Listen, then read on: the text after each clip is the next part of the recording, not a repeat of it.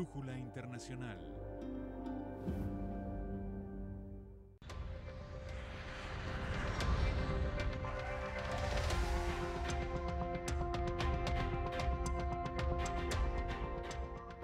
Como muchos venezolanos y sobre todo hijos de inmigrantes, Rafik Dayani tiene doble nacionalidad, libanesa y venezolana. Por eso empezamos con el tema del Medio Oriente.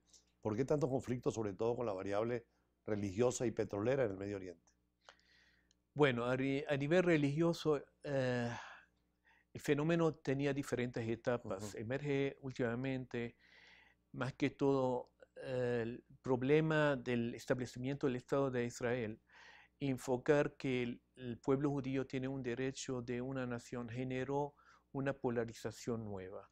Ese no niega que había otras realidades en el Medio Oriente, sea entre minorías cristianas y el Islam, o sea entre el Islam, sunismo y chiismo.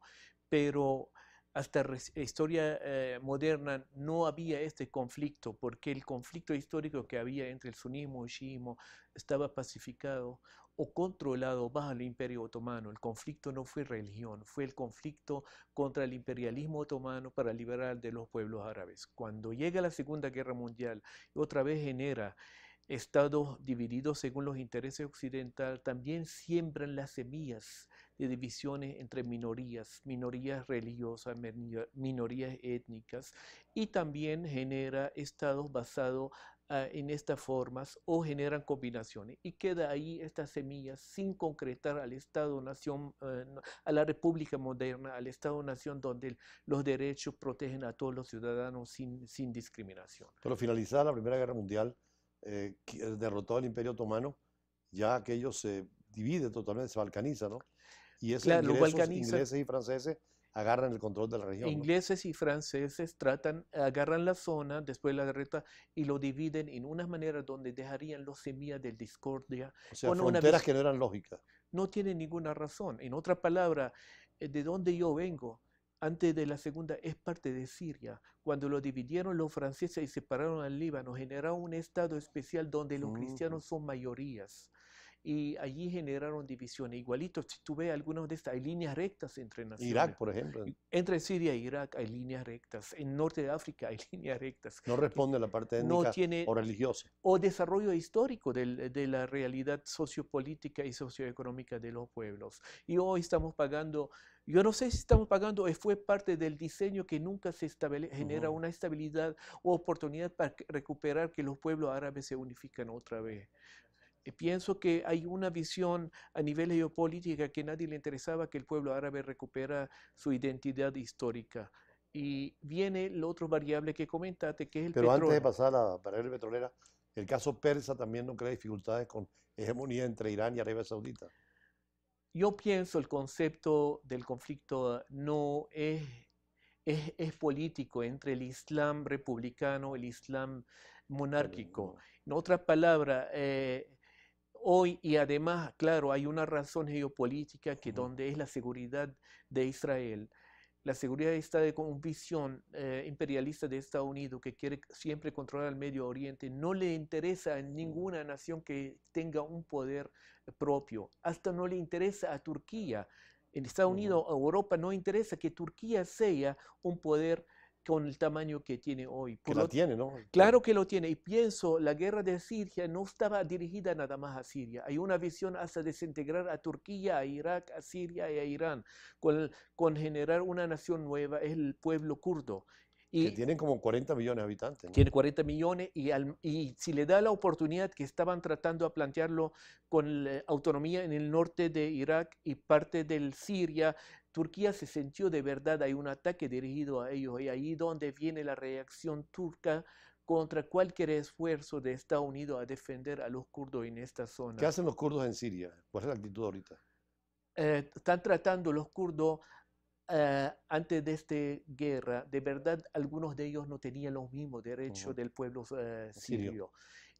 Ahorita con la guerra asumieron posiciones aliadas con, claro, buscan soberanía y autonomía, pero trataron de tener una independencia o soberanía o autonomía del norte con el apoyo de los estadounidenses, cuando Turquía se alertó.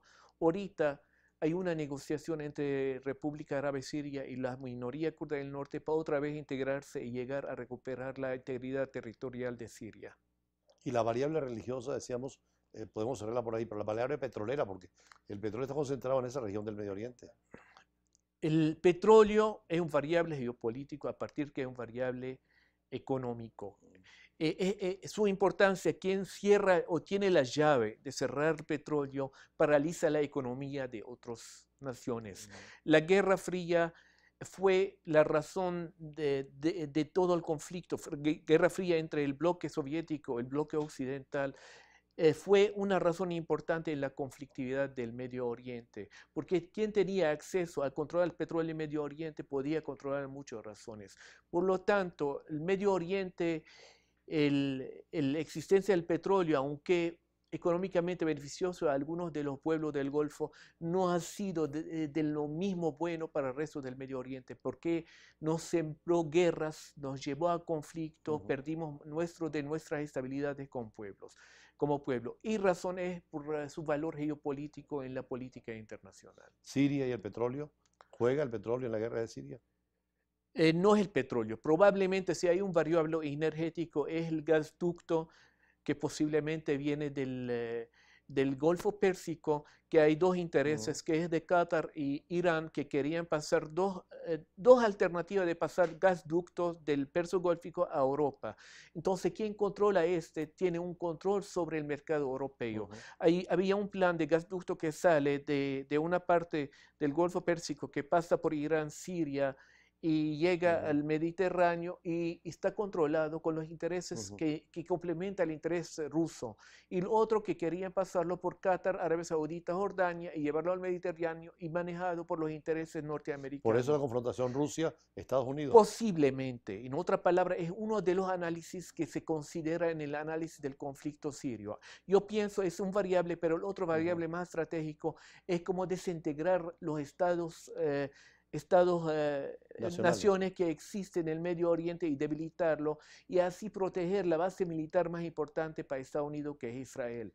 En esta manera, ni Turquía, que después de caída del enfriamiento de la Guerra Fría, ya Turquía no tiene la misma importancia para la OTAN. Entonces quiero debilitarla. Ni Irán, también quiero debilitarlo. Ni Irak, ni Siria. Y con esto debilitó a todo el mundo. Arabia Saudita es frágil porque es una monarquía, nunca puede sostenerse sino por el apoyo de Estados Unidos. Si mañana Estados Unidos le dice, resuélvete tú, mañana hay una revolución en Arabia Saudita, en todos los principatos del Golfo Arábico. Su existencia y su mantenimiento existe con un acuerdo de seguridad entre la entrega del petróleo para Estados Unidos a cambio de seguridad de estas naciones que son monárquicas y no democráticas. Vamos a ir a un corte que nos corresponde, pero más adelante ya entrar en el tema nacional, porque sé que asesora y tienes alguna visión interesante sobre la crisis económica y algunas medidas que pueden tocar en el caso venezolano, que tú has trabajado muchísimo en materia económica. Ya regresamos con Rafik Yerdani, ingeniero venezolano-libanés.